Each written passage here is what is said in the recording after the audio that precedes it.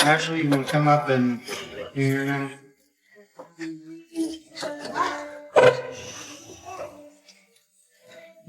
Hello? Can everyone hear me? Okay, great. Okay, so I'm going to be doing a women's study starting on March 11th at 6 o'clock at my house, and I can give you the address. I invited some people on Facebook that are on Facebook. If you have Facebook and I didn't invite you, come give me your Facebook, and I'll send you a link to the event. It'll be every Wednesday until the book is done. We're going to be going through a book called The Guts of Grace by Grant Hawley. It is basically Bible college in a book.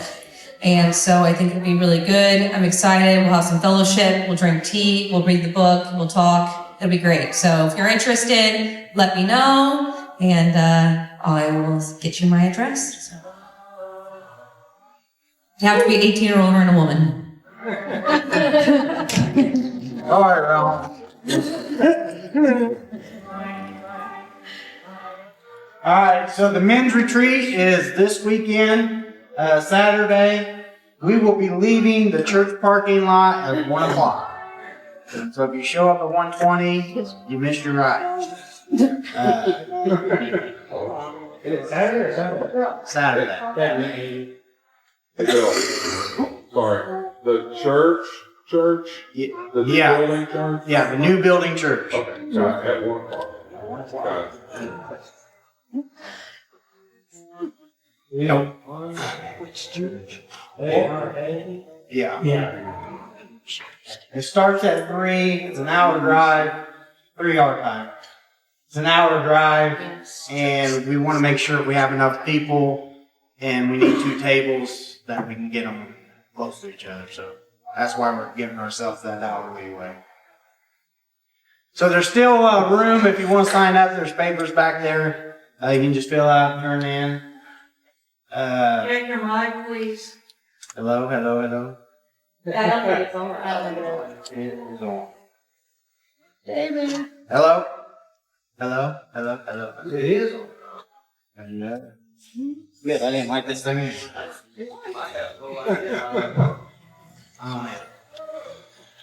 Stop being interesting. Can you hear me now? Yes.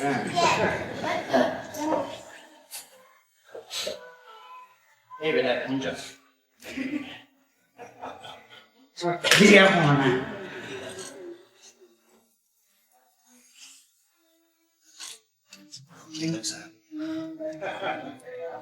I did that on purpose so I can cut into my time a little bit.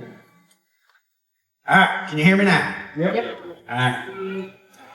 All right, what's the next one? Youth event is coming up March 14th. As of right now, it'll be, I think, me, Kathy, and Ashley will be supervising that.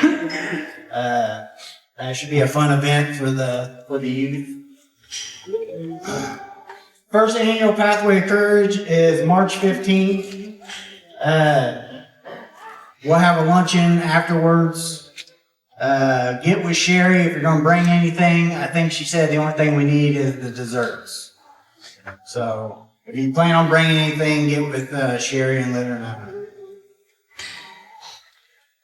Sunrise service is April 5th. It'll be at the pavilion on the square, I think at 7 o'clock. And then there will be a breakfast here before service at 10. This is for VBS.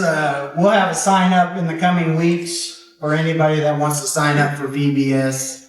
But this is basically a clinic that they hold every year. Brittany learned how to dance last year. It was really nice. So it's a good time, and you learn a lot of stuff to prepare you for VBS. And then Singspiration will be April 26th. We'll have sign-ups in the coming weeks for that. Same thing with that. If you're going to bring something, just let Sherry know. But I'll have the sign up for anybody that wants to do anything that day over on the table in the next week or so. All right. So church family, We are grateful for your continued prayers and support throughout our pastoral search process. After much prayer and careful conversations, the search committee is pleased to introduce Pastor Marty Lehman as a pastoral candidate for our church. Pastor Marty currently serves as the pastor of the First Baptist Church of Rio Grande City in Texas. He and his wife Amanda, along with their children Laura and Riker, have a sincere love for the Lord and a heart for ministry. You'll see their picture on the screen so you can begin putting faces with names. As the next step in our process, we have invited Pastor Marty and his family to visit us on March 17th through the 23rd. During their time here, Pastor Marty will lead our Thursday night Bible study, and he will preach the following Sunday morning. After the service, we'll host a church-wide luncheon, giving everyone the opportunity to meet the Lehman family, ask questions, and get to know them personally. Following the luncheon, the congregation will take a blind ballot vote with the search committee's full blessing to determine whether to call the Pastor Marty as our next pastor. So what I mean by that is the search committee will get together to make the decision whether we agree that this is going to be the candidate we're going to push forward. Then you guys will vote. If something happens that week and we change our mind or we see something that's a red flag for us or whatever, then you guys won't see the vote.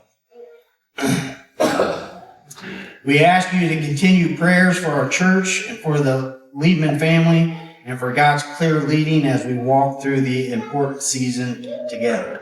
This is your search committee. You have any questions on how this process has worked? Questions that we've asked him, things that we've learned about him, anything at all. We are now able to share with you what we have found out. So just get with one of these people and we'll be happy to fill you in with what we know. Let's pray. I don't know. He can hear. As long as you guys can hear me. I was complaining about that thing earlier. It feels weird. Hey, Bill. You know. Bill, I do have a question. Has anybody heard about Frank? Yes.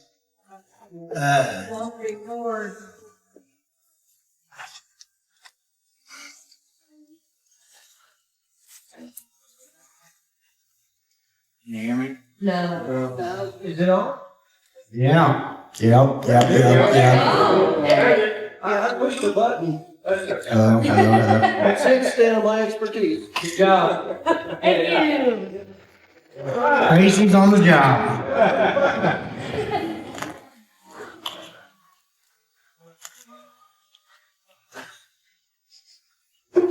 Can't hear you.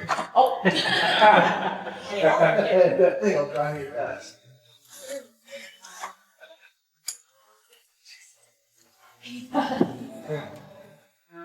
I promise this ain't my first time. It's like my fourth.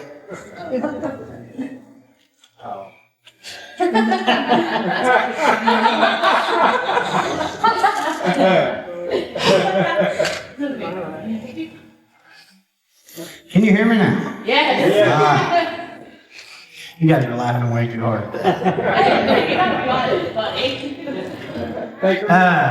About Frank. Judy, what did you say we found out about Frank? He's in the hospital. They're giving him medications to take fluid off. He has congestive heart failure as well as kidney failure. They're hoping that the medications will kick in pretty quick and that he'll be better. Yeah, so continue prayers for them. They're really going through it right now, so. Do you know what hospital he's in? Here in town, I think. We'll get with Judy after. She talked to Marcella yesterday, I believe. So. Marcella's very helpful. Yeah. She's kind of very helpful. Yeah. Doctors seem helpful. Yeah, he was complaining about how bad the food was, so.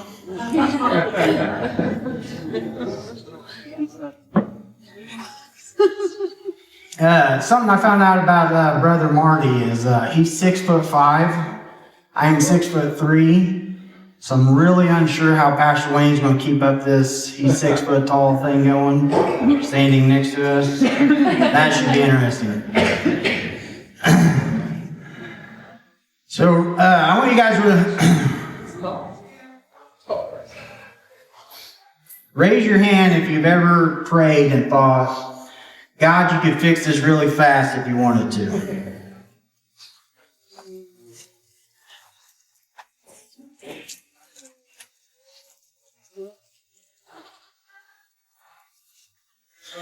Yeah, me too.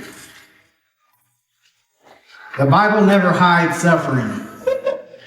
Joseph was betrayed. David ran for his life. Job lost everything. Paul preached from prison cells. And even Jesus sweat blood in a garden asking if there was another way. Christianity is not a faith that denies suffering. Christianity is a faith that declares God is still working inside suffering. And here's the truth I want to anchor in your hearts today. God never wastes your struggle. Church, we don't talk about struggle as an idea. We talk about struggle as people who have the scars to prove that we've seen something. As a church, we have walked through fire, literally. We stood in front of a burning building, a building filled with memories, baptisms, prayer, laughter, tears, and testimonies. And we watched it collapse into ash. We watched the place where we worshiped turn into a pile of charred wood and smoke. We watched years of ministry disappear in a single night. And in that moment, it felt like loss had the final word. Some of you remember the smell of smoke.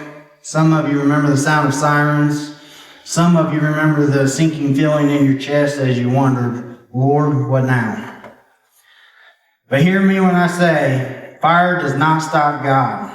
Fire reveals God. Because while we saw destruction, God saw reconstruction. While we saw loss, God saw repositioning. While we saw ashes, God saw a foundation for something new. We went from a side street with little visibility to a building on the busiest street in town, a place thousands of people drive by every single day.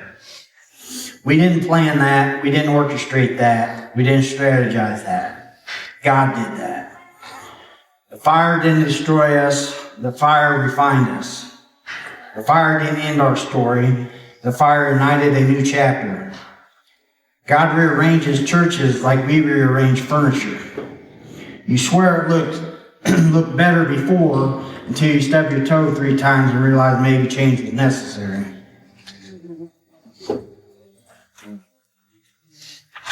That was a lot funnier when I practiced it at home.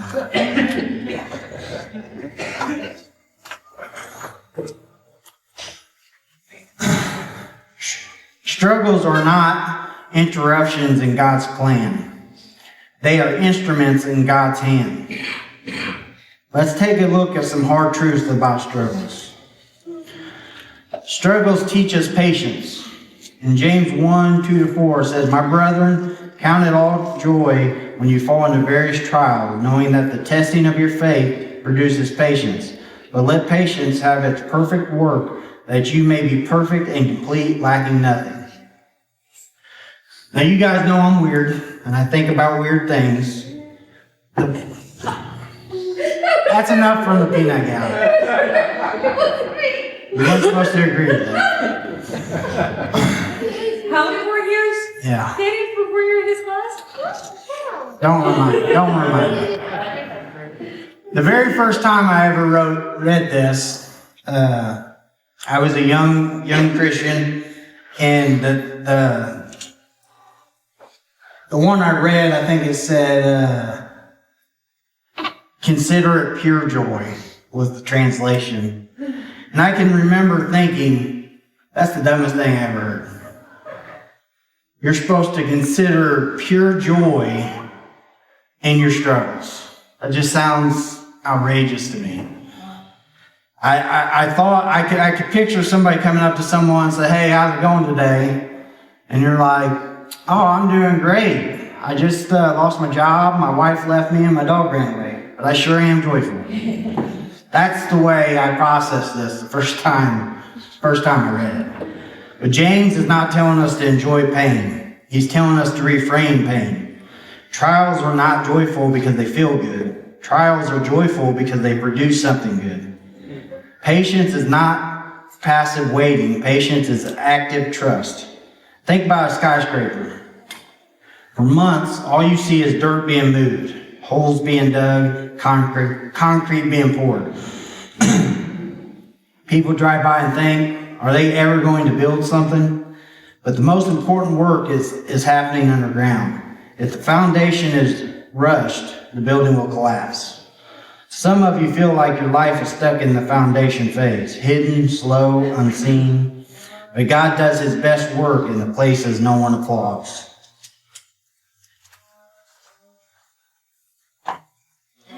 A seed in the soil looks buried, but it is not buried, it is planted. Burial ends life. Planting begins life. Some of you are not in a grave season, you're in a garden season. Roots are forming, strength is developing. God is preparing you for fruit you cannot see yet. I want everybody to turn to their neighbor and say, God is working even when you cannot see it.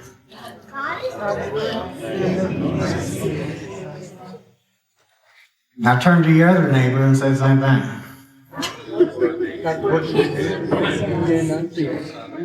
Now turn, I'm just kidding. Now patience is one thing, dependence is another. Patience says, God, I'll wait. Dependence says, God, I can't do this without you.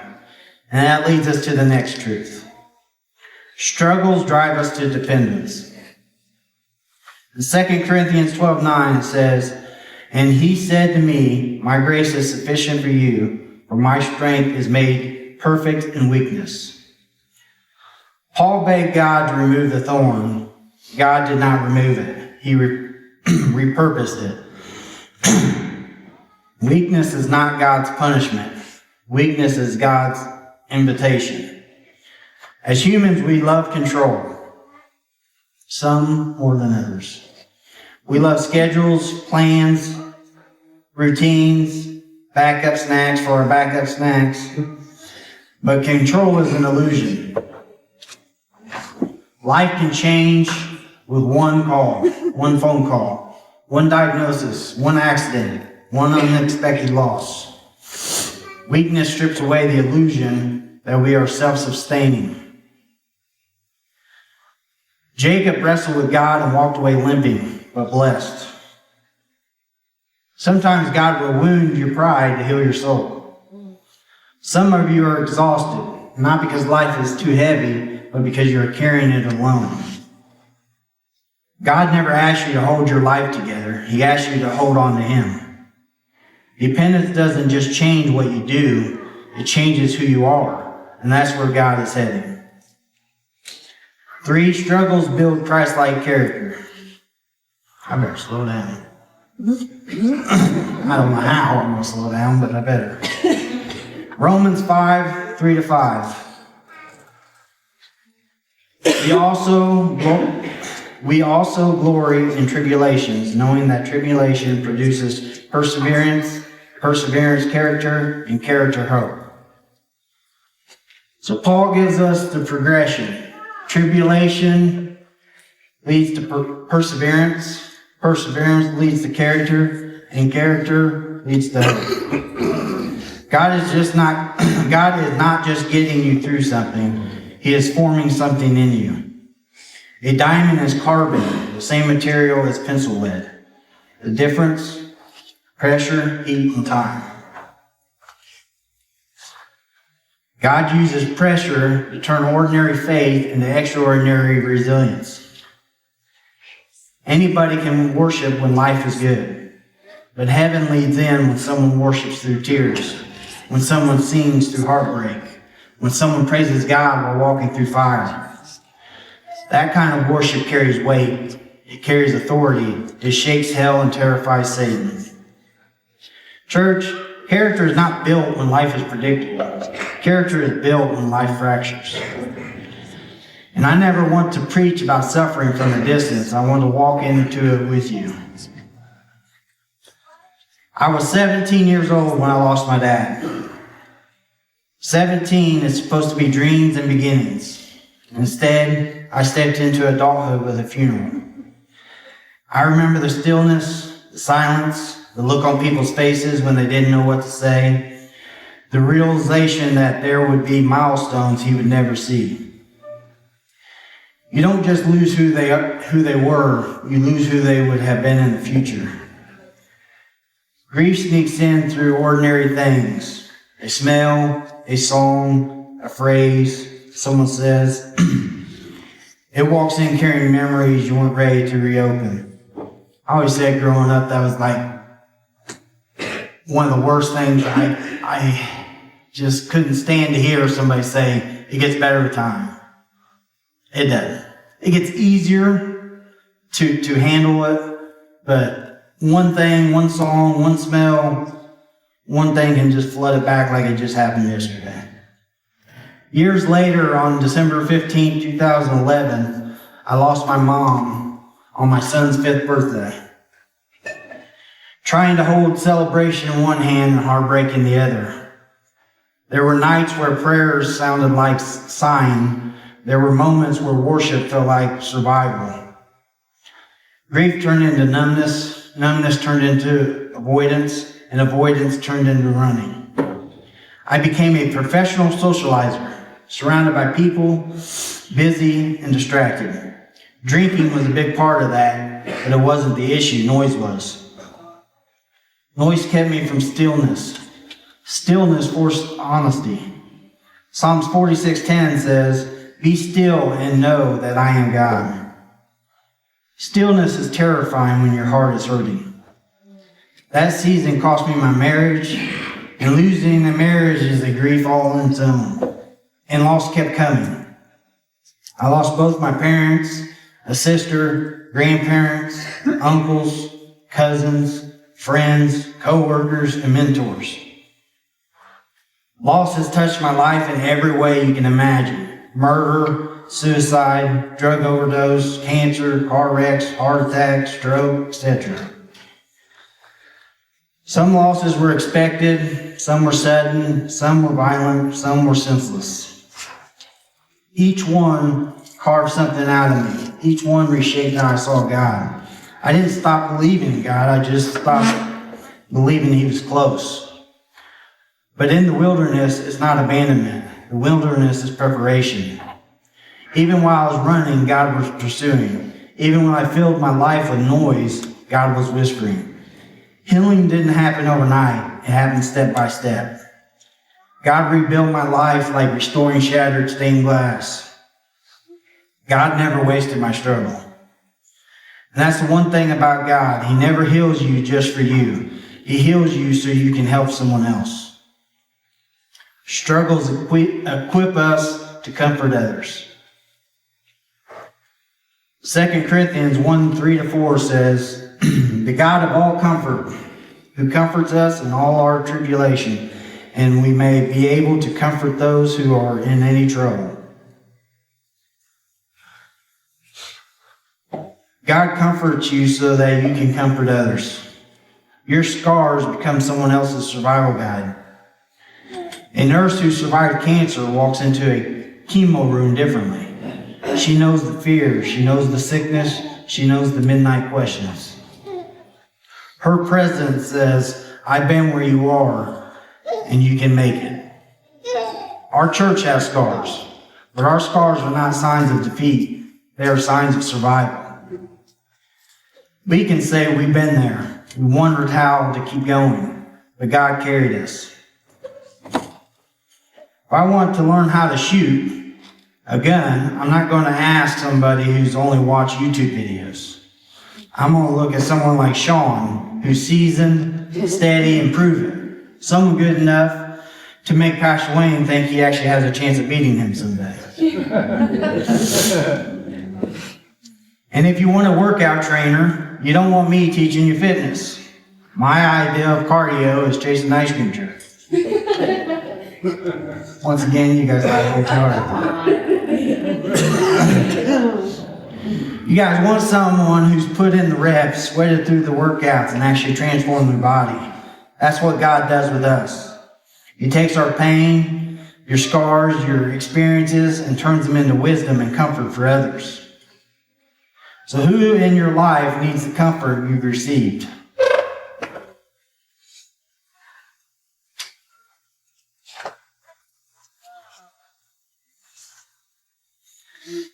And that brings us to one of the most powerful truths in Scripture. God doesn't just comfort you, He refines you. Struggles refine us for purpose. 1 Peter 1:6-7 says, "You have been grieved by various trials, that the genuineness of your faith, through it is tested by fire, may be found to praise, honor, and glory." Gold is refined by fire, not destroyed by fire. It's refined by it. A goldsmith heats gold until impurities rise to the surface. He never leaves the gold unattended. He never walks away. He never turns the heat up too high. He watches the gold until he can see his reflection in it. God does the same thing with us. He is not trying to burn us. He is trying to form His image in us. We watched a burning building, but God was refining the church. He was removing what was temporary to reveal what was eternal. He was not destroying us, He was preparing us. What fire are you in right now? And how might God be using it to refine you? Let me add one more testimony, one from church history. In honor of St. Patrick's Day that's coming up soon, let's talk about St. Patrick. St. Patrick wasn't Irish. He was British. He wasn't a bishop. He wasn't a saint when the story began. He was a teenager kidnapped by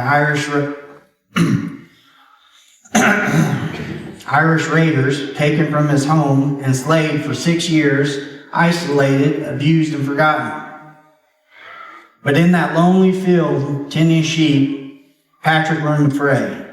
He learned to listen, and he learned dependence. God didn't waste his struggle. Patrick escaped and returned home, but years later, God did the unthinkable. He called Patrick to go back to the land of his trauma, back to the people who enslaved him, back to the very place of his suffering. And Patrick obeyed. He preached Christ to the people who once held him captive. He was credited with converting 120,000 people and baptizing thousands. He planted churches, and he used the shamrock to help people understand the Holy Trinity. He transformed the nation. His greatest ministry came from the greatest misery. God never wastes a surrendered struggle. Romans 8:28. And we know that all things work together for good to those who love God, to those who are the called according to His purpose. This verse is not Christian optimism. It is not a motivational quote. It's not a promise that life will be easy. It's a declaration of divine sovereignty. All things mean things you prayed for, the things you prayed would never happen, the things you celebrated, the things that broke you, the things you understood, things that left you confused. God does not cause all things, but God works in all things. He weaves your pain into purpose. He weaves your tears into testimony. He weaves your loss into legacy. He weaves your struggle into strength. The cross looked like defeat. It became salvation. If God can redeem a cross, he can redeem your struggle. If God can bring resurrection out of death, he can bring purpose out of your pain. If God can turn crucifixion into salvation, he can turn your suffering into something glorious. God never wastes a surrendered struggle. Some of you walked here today carrying something heavy, something you've been hiding, something you've been numbing, something you've been avoiding, something you've been pretending doesn't hurt anymore. Some of you are grieving. Some of you are exhausted. Some of you are spiritually dry. Some of you are angry at God but don't know how to say it. Some of you are smiling on the outside but falling apart on the inside. And some of you, you're not running from God through rebellion. You're running from pain through busyness. You stay surrounded. You stay entertained. You stay distracted. You stay moving. Because stillness feels dangerous. Stillness feels exposing. Stillness feels like the place where the truth might finally catch up to you. But hear me. Healing lives in stillness with God, breakthrough lives in surrender. Freedom lives in honesty.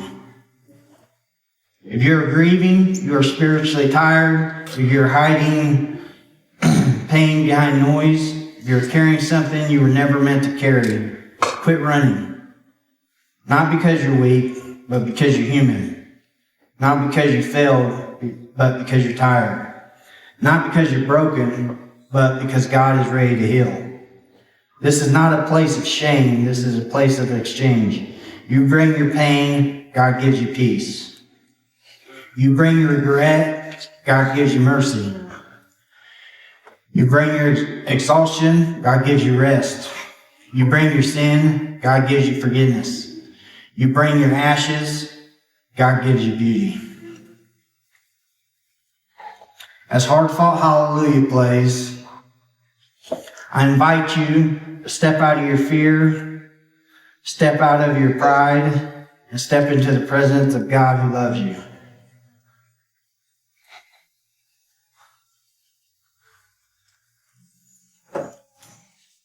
This is your moment. This is your turning point. This is your invitation.